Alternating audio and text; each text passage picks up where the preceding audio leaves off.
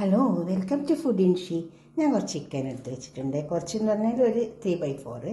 അപ്പോൾ അതിലേക്ക് നമുക്ക് റോസ്റ്റ് ഉണ്ടാക്കാം. നമുക്ക് ചിക്കൻ വെച്ചിട്ട് 1 ടേബിൾ സ്പൂൺ മുളകിൻ്റെ പൊടി, 1 ടീസ്പൂൺ മഞ്ഞളിൻ്റെ പൊടി, 1 ടീസ്പൂൺ കുരുമുളകിൻ്റെ പൊടി, 1 teaspoon garam masala powder, 1 teaspoon പെരുംജീരകത്തിൻ്റെ പൊടി, കുറച്ച് കറിവേപ്പില, ആവശ്യം പോലെ ഉപ്പിട്ടെടുക്കാം. ഇത് നമുക്ക് നന്നായി ചേർത്തെടുക്കാം. കുറച്ച് ഇഞ്ചി വെളുത്തുള്ളി ഇത് നമുക്ക് ഇട്ട് കൊടുക്കാം. കുറേശ്ശെ മതി. ഇത് നന്നായി ചേർത്തെടുക്കാം. നമ്മൾക്ക് നന്നായി ചേർത്തെടുക്കണേ, എങ്കിൽ അതുമേലൊക്കെ പിടിക്കുള്ളൂ. നന്നായി ചേർത്തെടുക്കാം. ഇതേപോലെ നന്നായി ചേർത്തെടുക്കാം. എടുത്ത് വെച്ചിട്ടുണ്ട്. ഇത് ഞാൻ കുറച്ച് സവാള പൊരിച്ചെടുത്ത ഓയിലാണ്. അതിലേക്ക് നമുക്ക് ചിക്കൻ ഇട്ട് കൊടുക്കാം.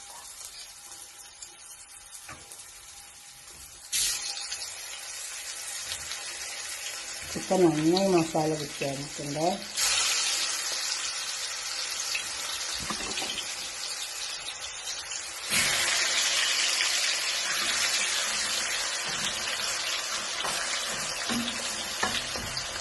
മൊരിഞ്ഞിട്ട് ചിക്കനൊക്കെ നന്നായി പൊരിഞ്ഞ് വന്നിട്ടുണ്ട്. ഇത് നമുക്ക് ഇങ്ങോട്ട് മാറ്റിയെടുക്കാം.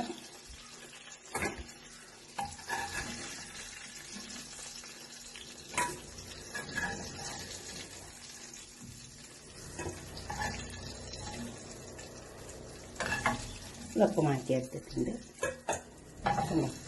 ഇതിൽ കുറച്ച് ഓയിൽ കൂടുതൽ, അപ്പോൾ ഈ ഓയിൽ നമുക്ക് കുറച്ച് കുറച്ചെടുത്തിട്ടുണ്ട്. ഇഞ്ചി വെളുത്തുള്ളി ചതക്കി വെച്ചതാണ്.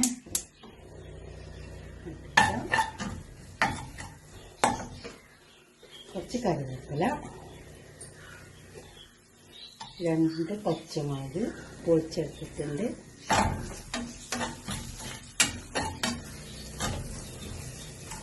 ഇതിൻ്റെ പച്ചച്ചോവ ഒന്ന് പോകണം.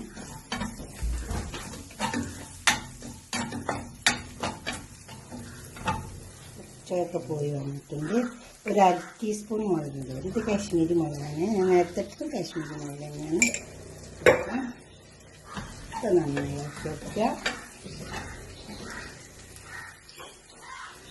ചെറുതായി വെച്ചേക്കാം.